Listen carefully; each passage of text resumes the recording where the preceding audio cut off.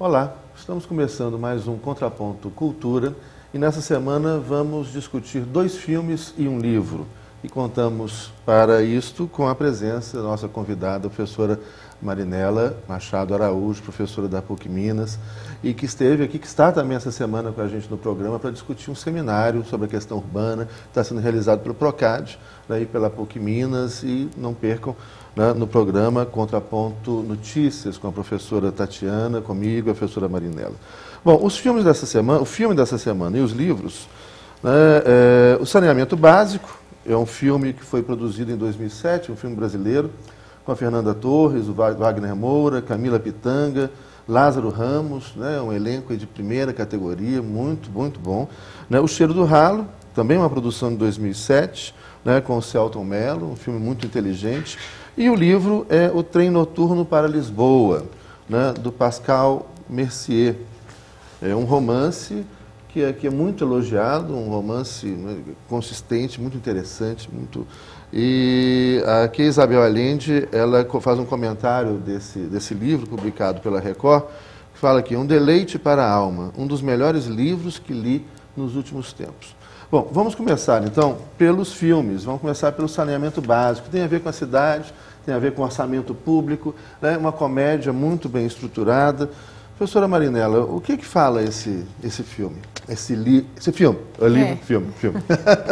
Bom, o filme, na verdade, ele retrata o drama, de um conjunto de habitantes de um determinado município, Linha Cristal, salvo engano, uma cidade. Isso, fictício, da Serra Gaúcha.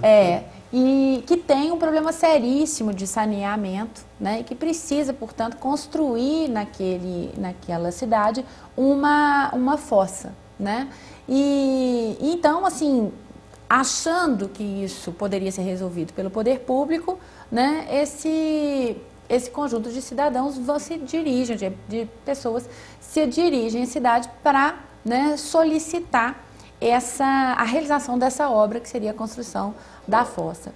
E na verdade, aí se deparam com a recusa do poder público, no sentido de atender, assim, então, imediatamente essa necessidade de um grupo de pessoas, com o argumento de que não havia recursos públicos para esse fim, que havia necessidade de que essa obra tinha que ter sido orçada previamente e tal, e que infelizmente isso não seria possível naquele momento, e que para que isso fosse possível eles teriam que realizar uma série de ações burocráticas para que esse recurso fosse então liberado. Só que eles não tinham esse tempo, porque o problema do mau cheiro, era um problema muito, muito sério.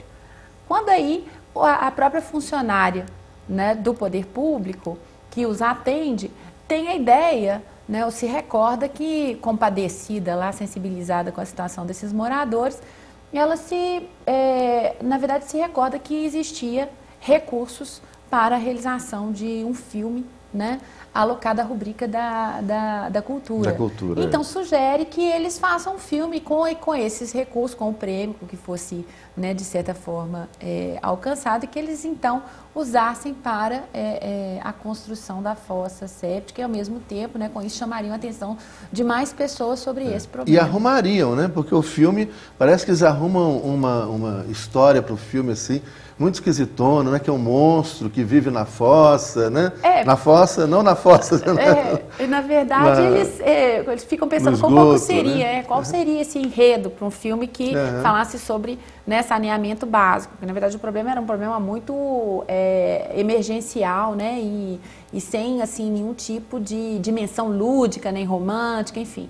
E aí eles resolvem fazer isso, eles pensam, alguém tem um determinado personagem, tem a ideia de fazer com que a história gira em torno de um monstro que vivia ali, isolado dentro Parece que é um enredo completamente trash, completamente trash, exatamente. Mas que eles dão um jeito, na verdade, de conectar o recurso para a cultura, produzir o filme e ao mesmo tempo começar a resolver o problema do esgoto, da fossa.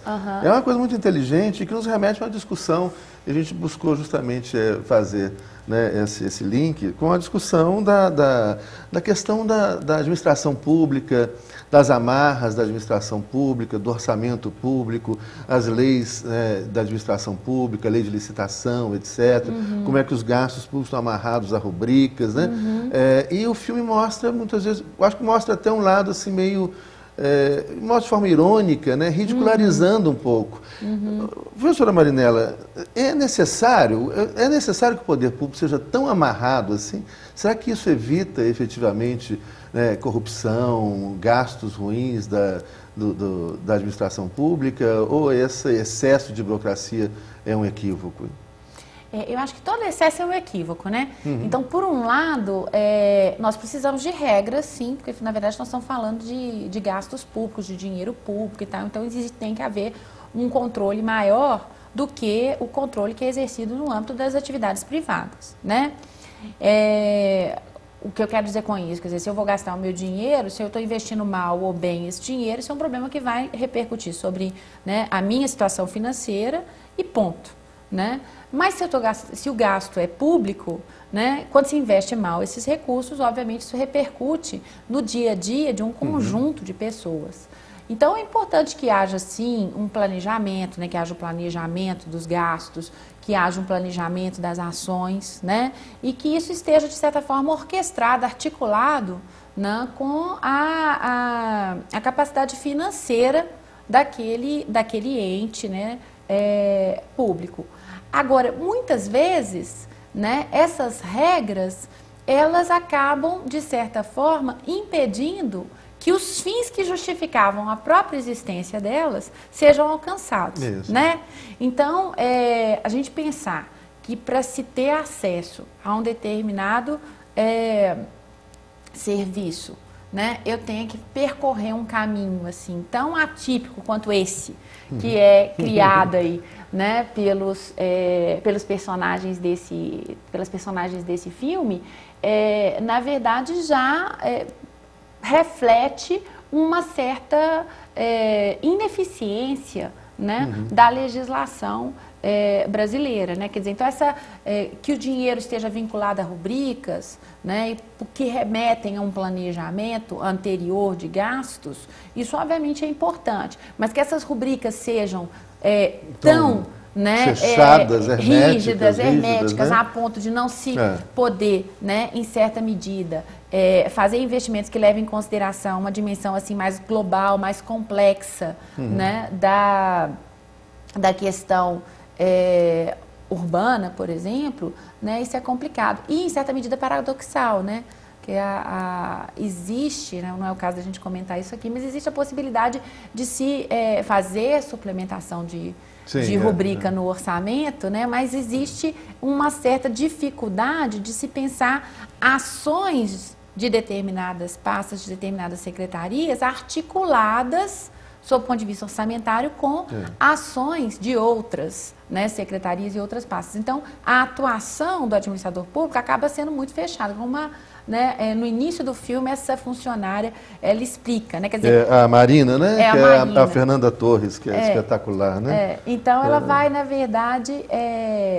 Não, eu estou me referindo a servidora, que eu acho que nem tem um nome específico, não. Não é a Marina. Não é a Marina, porque a Marina é a esposa, né, do tem principal. Tem a Camila Pitanga, né, que faz o papel da Silene. Da mocinha e tal, que vai ser assustada aí pelo monstro, mas enfim, é a funcionária mesmo, né, que eu acho que ela nem tem um nome específico, não. Essa funcionária que atende a Marina quando ela vai buscar esses recursos, ela, na verdade, chama atenção para isso. Quer dizer, eu não tenho na pasta do saneamento, né, dinheiro e aí acabou a possibilidade nesse ano de ter esse acesso a qualquer recurso nesse sentido. Mas eu tenho isso, né, na cultura que está sobrando, ninguém vai usar, né, então vai voltar, esse recurso não vai ser gasto, ele vai voltar e aí, bom, eu vou então fazer, ela vai sugerir que a Marina faça o filme para gastar um recurso que ficaria parado, quer dizer, o dinheiro tem, mas não para esse fim. né? E é essa dificuldade que a gente tem de mobilidade orçamentária, né? De poder gastar o dinheiro com algo que não foi orçado inicialmente, é que às vezes impede, né, a eficiência na prestação de serviços públicos, na realização de obras públicas, enfim. Eu acho que eu tenho um dado interessantíssimo aí. A gente está vivendo, eu tenho percebido, não sei se a sua sensação é a mesma, ou talvez seja mais que a sensação, né? A gente tem visto aí fatos concretos nessa direção, de a gente ter cada vez uma aplicação mais quadrada, mais rigorosa da lei, das regras, achando que isso pode nos dar mais segurança, né? E o filme, na verdade, propõe o quê? Propõe de uma forma inteligente. Você pode resolver um problema que é gerado por uma regra, né, que traz um rigor excessivo, mas de forma inteligente, sem burlar a lei, eles conseguem resolver o problema. Né? E o que precisa aí, eu estava lembrando de algo que aconteceu, eu fui procurador da UFMG, as compras, e isso de vez em quando ainda a gente sofre isso, o menor preço. A administração pública tem que comprar determinados produtos segundo o menor preço. Aí tem uma época que começou a comprar um pincel para esses quadros, né? A gente usa nesses quadros de essa lousa branca, um pincel que era baratíssimo.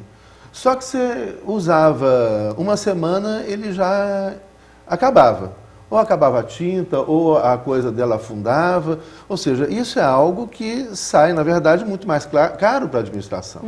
Entretanto, tem muita gente que faz uma interpretação meio que literal e, portanto, pouco inteligente da lei.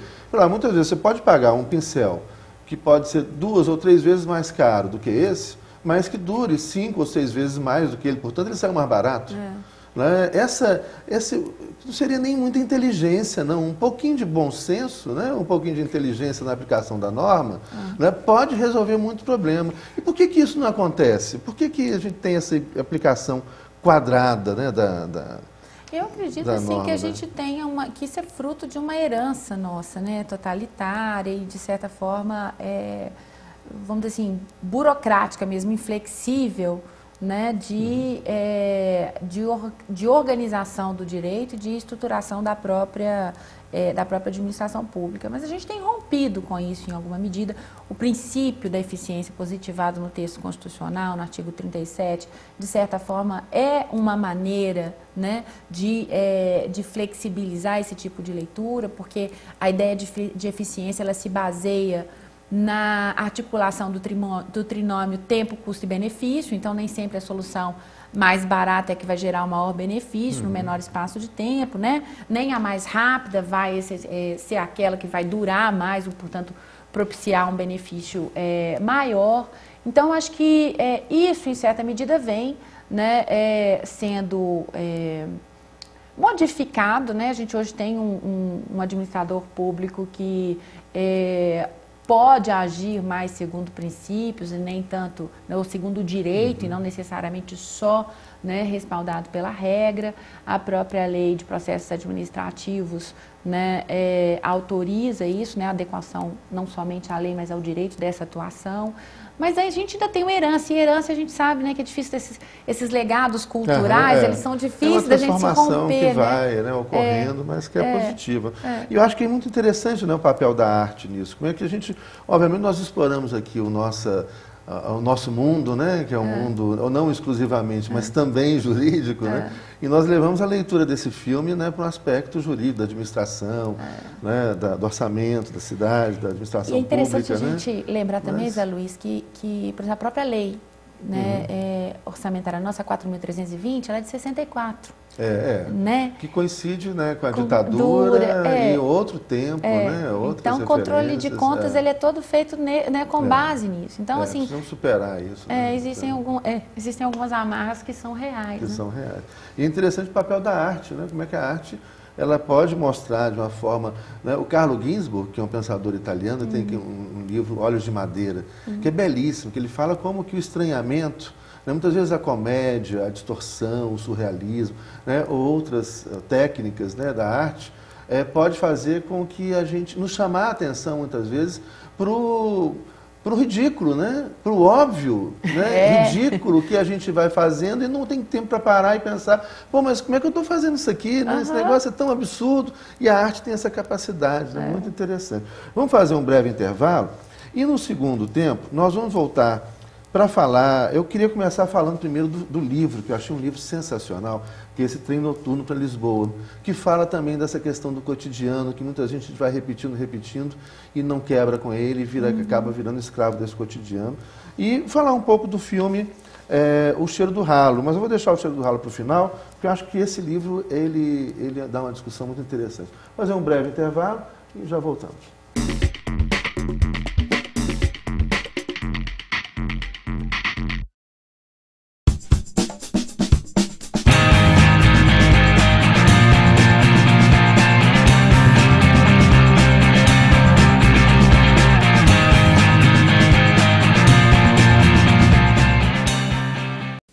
Sempre que a senhora me vê na televisão, a senhora logo pensa: opa, tem produto de limpeza novo chegando.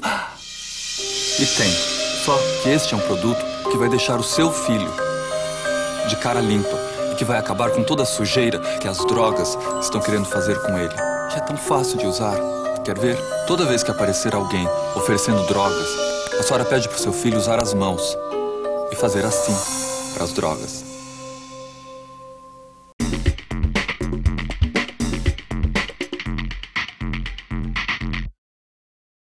Olá, estamos de volta com Contraponto Cultura e essa semana estamos discutindo os filmes Saneamento Básico, o filme O Cheiro do Ralo, duas produções brasileiras de 2007, e mais o livro Trem Noturno para Lisboa, de Pascal Mercier, publicado pela editora Record. E para comentar os filmes e o livro, estamos com a professora Marinela Araújo, colega da PUC Minas, doutora em Direito, e que essa semana também está comentando, né, sobre os seminários, sobre as cidades, né, que a PUC, junto com o PROCAD, financiamento do CNPq, está realizando, CAPES, né? Financiamento CAPES. Está realizando aqui na nossa cidade.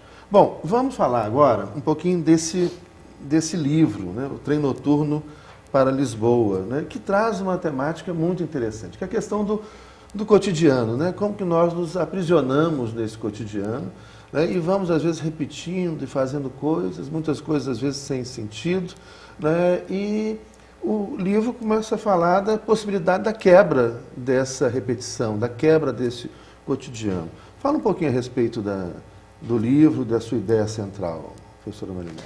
Bom, para mim, esse livro, ele se apresenta como uma forma bastante reflexiva, né, de como as pessoas, de um modo geral, elas ficam, né, envolvidas com questões cotidianas e sem se aperceber, né, sem perceber que a vida ela acontece paralelamente, né?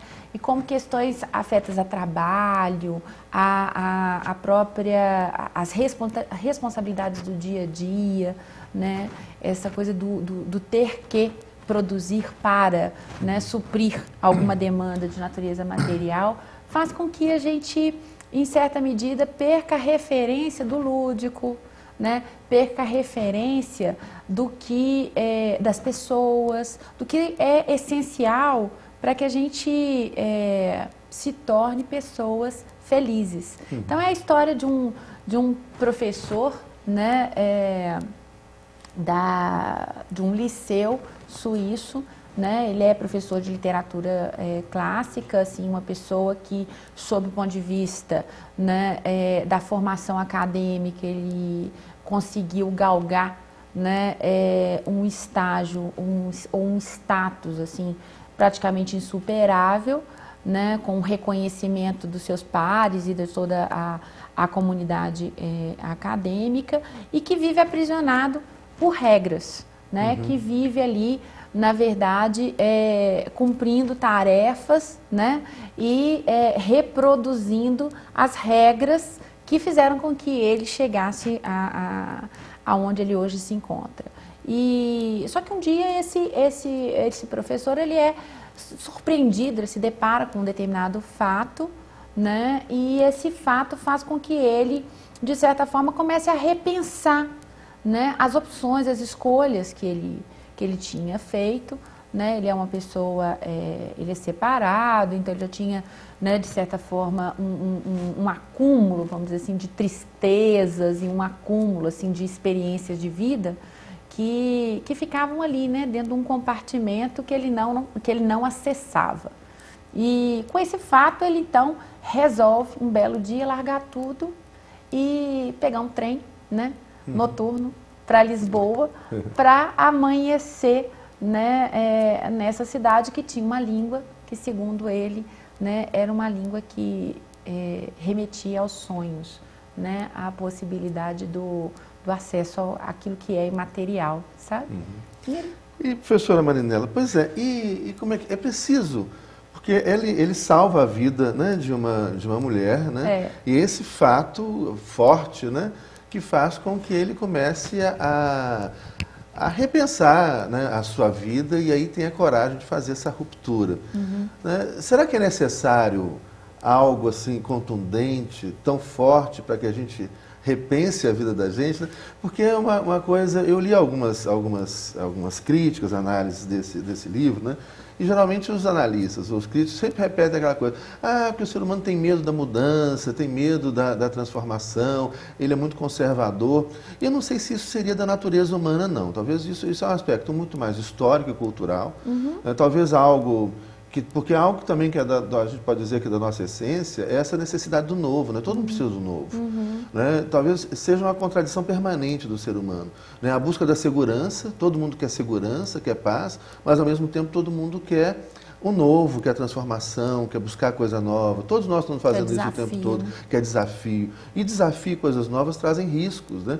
Então a gente tem essa coisa, essa busca eterna de um equilíbrio entre segurança e desafio, segurança e transformação. E o livro talvez traga esse tipo de reflexão para a gente. Né? É preciso uma pancada para a gente mudar de vida? O que você percebe, o que você acha aí? Eu acho que a gente não precisa da pancada, mas normalmente a transformação ela vem a partir dela, né? Então acho que assim, o ideal seria que a gente estivesse atento aos rumos da nossa própria história, da nossa própria vida, né? Mas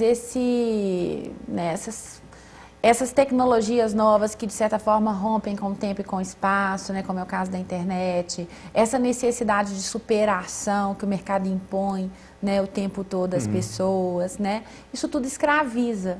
Né? E na condição de escravo, é difícil a gente pensar, né? Assim, escravo do conhecimento, escravo do poder, né? É difícil a gente ter tempo para pensar sobre o que realmente é importante, pensar sobre o simples, pensar sobre o cotidiano naquela dimensão dele mais singela, né?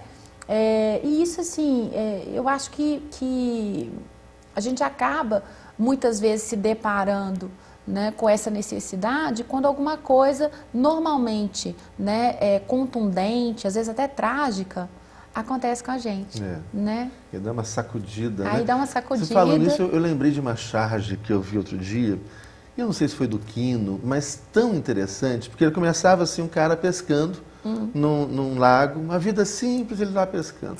Daí a pouco ele vai para a cidade grande, ele trabalha, estresse, trabalha, ganha dinheiro, compra, estresse, trabalho, compra, para no final da vida ele finalmente buscar o que ele realmente queria, voltar para aquele rio e pescar. Olha que coisa mais... E eu acho que essa coisa assim, meio insana, né, de um cotidiano, e eu gosto sempre de contextualizar, eu acho que a condição humana é uma condição histórica, né? E quando a gente fala principalmente dessa sociedade que a gente vive, a sociedade de consumo, né, que nos empurra a ter cada vez mais, a consumir cada vez mais, e para isso trabalhar cada vez mais, e trabalhando cada vez mais, a gente tem cada vez menos tempo de usufruir tudo que efetivamente é importante, né? E essa necessidade de ruptura. E outro aspecto que eu acho que é interessante nesse livro também é como ele gira em torno do poder das palavras também, né? Porque essa viagem, ela também é motivada pela necessidade que ele tem de conhecer, né, um determinado poeta, né, Prado, salvo engano o nome dele, que na verdade escreve, né, sobre a própria história e com uma força, né, que compele Gregórios a ir encontrá-lo, né? Num primeiro momento achando que talvez ele pudesse ainda estar vivo, né, para depois perceber que na verdade então ele já não estava mais ali entre nós, mas que mesmo assim ele se fazia tão presente em função do quê? Em função dessa, entre outras coisas, desse poder do registro, né? Do registro da palavra escrita, desse poder da linguagem, né? Que tinha feito algo assim tão importante para ele, né? Um suíço altamente sistemático, altamente metódico, né? preso, né? Igual reloginho suíço, né? Igual o reloginho suíço, quer dizer, suíço tinha em função disso também, de certa forma, né? Rompido com as amarras que o faziam ficar naquele mundo, né? Seguro, né? Mas em certa medida um mundo insosso, né? Um mundo em si. É o problema da segurança, né? É o problema da segurança, um mundo sem cor. Né? Tem interessante aqui nessa crítica aqui, olha, que fala do personagem, né? Que é o Raimundo Gregórios. Ele é chamado de Mundus. Oi? Mundus? O apelido dele é Mundus. Fadado a viver numa rotina de línguas ancestrais, lecionando latim, o hebraico no liceu, né? E aí, de repente, algo muda a vida dele quando ele conhece essa mulher suicida, né? E salva, né? Que é uma simples palavra, o português, né? E a língua portuguesa, né? Que muda esse universo dele. Muito interessante. Vou ler esse livro. Muito interessante. E, por fim, nós tínhamos prometido para os telespectadores, né? Que nós íamos comentar o filme também, O Cheiro do Ralo, né? Que é um filme muito, muito interessante, né, do Selton Mello, né, que conta a história do Lourenço, né, que é o dono de uma loja, onde ele compra objetos usados, vende objetos usados, e ele estabelece ali naquela sua lógica, parece que é um cara que não tem medo de se relacionar, né, com as pessoas, estabelece sempre relações de poder, né, onde as pessoas que vão vender seus objetos, que elas, muitas vezes objetos que elas guardam com carinho, objetos de família, mas que as pessoas estão precisando de dinheiro, e vão lá, busca do dinheiro que ele tem e compra, explora, né? As pessoas às vezes pagam, né, muito menos do que o valor do objeto, e vai contando a história desse personagem, né, que é uma pessoa assim meio esquisitona, né, interpretada pelo fantástico Selton Mello. Né? Como é que você tem a falar para a gente aí desse filme? Por que você sugeriu esse filme para nós? Eu acho que, na verdade, ele vai fazer com que a gente reflita sobre o peso que a gente põe, né, que as pessoas põem em tudo que é material, né, na matéria. Achar que pode comprar as pessoas, achar né? Que pode comprar. Essa relação de poder, do dinheiro. E no descaso, né, que a gente acaba estabelecendo com o ser humano, né? E eu acho que esse filme, ele de certa forma faz com que a gente reflita, né, sobre muitas vezes como o próprio cidadão, né, que tem acesso a determinados bens de consumo, né, reage e lida com aqueles que não tiveram, né, a mesma, vamos dizer assim, as mesmas condições. Como às vezes o poder público também, né, desconsidera, manipula e de certa maneira também faz com que as pessoas elas sejam dragadas, né? Dragadas aí como se fossem não pessoas, né? Mas essas relações de poder, né, que vão.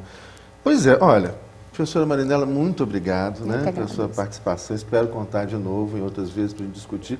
E com certeza os nossos telespectadores estão aí com 2 filmes para assistir no fim de semana, 2 filmes brasileiros, uma produção muito interessante de 2007, O Cheiro do Ralo, né, e O Saneamento Básico. E um livro que é um livro para ler com calma, para refletir, né, que é o Trem Noturno para Lisboa, do Pascal Mercier, da editora Record. É um livro, obviamente, toda semana que a gente indica um livro novo, mas esse livro, você pode ler vários livros ao mesmo tempo, né? Eu tenho a mania disso também. Às vezes eu leio 5, às vezes 10 livros ao mesmo tempo. É um livro que a gente lê devagarinho, faz refletir, discutir, continuar a leitura, né? Fica aí a sugestão e até a próxima semana.